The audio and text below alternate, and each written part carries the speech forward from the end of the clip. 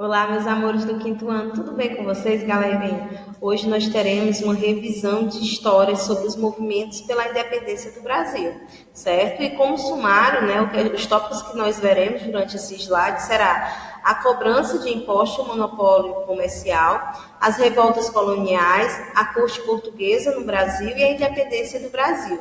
Para iniciar nossos conceitos básicos, nós vamos começar falando sobre derrama, que, segundo o dicionário, é um tributo imposto repartido pelos contribuintes proporcionalmente aos seus rendimentos. Na região das Minas, é uma cobrança dos quintos em atraso ou imposto extraordinário. Para que vocês possam compreender melhor, a derrama era a tomada de bens dos colonos, caso eles não atingissem a meta de 1.500 quilogramas de ouro por ano. Ou seja, se os colonos não conseguissem atingir essa meta, o governo português vinha e tomava todos os seus bens até eles conseguirem atingir essa meta, certo? Dentre esses impostos abusivos, nós temos também o monopólio comercial. A gente sabe que existia a colônia, que era o Brasil, e a metrópole, que era Portugal. Então, o que era esse monopólio comercial? Era meio que um acordo de exclusividade que o Brasil tinha com Portugal, ou seja, ele só podia comercializar com Portugal.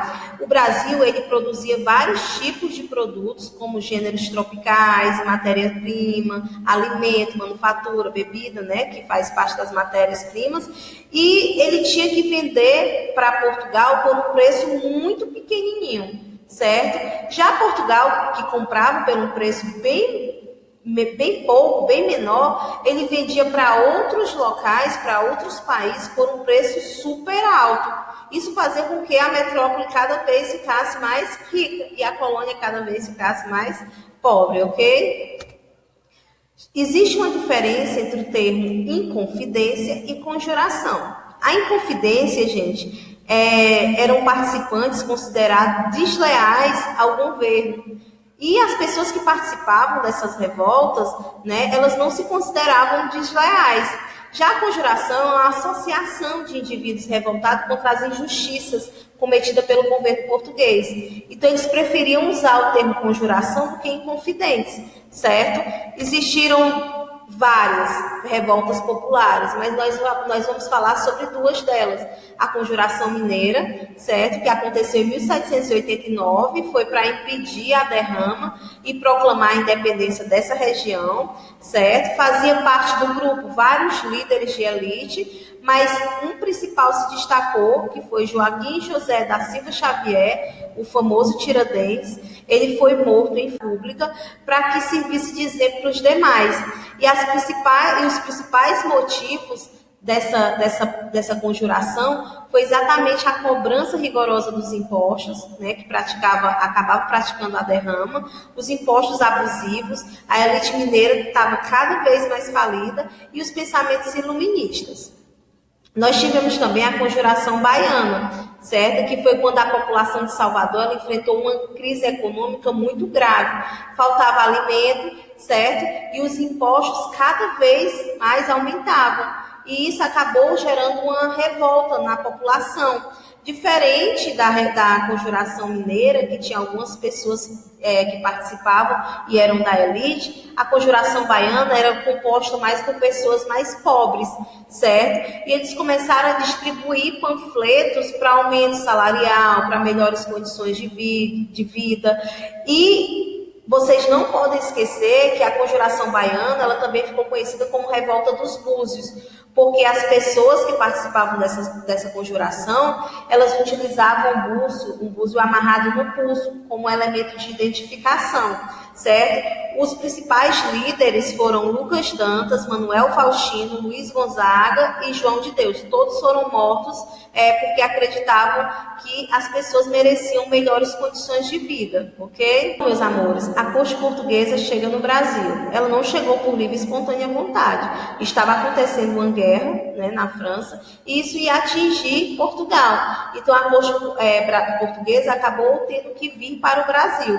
Quando ela chegou no Brasil, o que foi que ela decidiu? Ela decidiu que o local onde ela ia se instalar, Rio de Janeiro, precisava de várias mudanças. E eles começaram a mudar o Rio de Janeiro para ficar com o ar europeu. Dentre essas mudanças, houve a abertura dos portos, que eu vou explicar logo mais, teve a criação da Real Biblioteca, teve a criação do Jardim de Aclimação, né, que hoje é o Jardim Botânico, teve também a criação do Banco do Brasil, dentre outras mudanças que vocês podem ver nesse slide aqui, certo? Que a biblioteca, o Brasil foi elevado à categoria de Reino Unido, a ocupação da banda oriental do Uruguai, certo?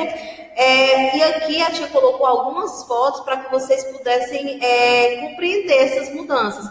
Por exemplo, eles criaram um arco, que faz parte dessa primeira imagem que vocês estão vendo do lado esquerdo de vocês. Eles criaram um arco para a majestade passar por ele, certo? Aqui vocês, na outra foto, na foto do meio, vocês vão poder observar um chafariz no campo, porque eles queriam um abastecimento de água melhor, então eles criaram esse chafariz.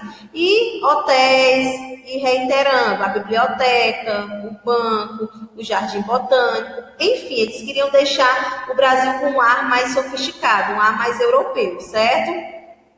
E dentre essas mudanças, aconteceu essa daí que foi de suma importância para o Brasil tentar se elevar, né, como pátria, que foi a abertura dos portos. Lembrando, eu falei se elevar como pátria, mas ele ainda não era independente nesse momento. Nesse momento ele ainda era colônia, certo? A abertura dos portos, gente, lembram daquele acordo de exclusividade que existia entre a colônia e a metrópole? Ele ainda existia aqui, mas ele poderia comercializar com outros países. E o maior beneficiar, né, dessa situação de abertura dos portos foi a Inglaterra, ok? E então, gente, a Dona Maria, que era rainha de Portugal, faleceu. E Dom João VI, né, que era o seu sucessor, teve que voltar para Portugal para assumir, né? Então ele deixou o seu filho aqui, Dom Pedro, como príncipe regente, certo? Só que em um determinado tempo as pessoas, né, os portugueses, começaram a querer que Dom Pedro também voltasse para Portugal, certo? Mas Dom Pedro, ele meio que não quis fazer isso, então ele resolveu cortar os laços com Portugal. E aí foi que ele, em 7 de setembro de 1822, ele proclamou a independência. A partir daquele momento, o Brasil ele começou a ser um país livre, né? Ele não dependia mais de metrópole, agora ele era um país independente, certo? Ele não dependia mais de Portugal. E ele foi, pouco tempo depois, proclamado imperador, certo? E desde esse dia, a gente comemora, né, o 7 de setembro como o dia em que o nosso país ficou independente de Portugal.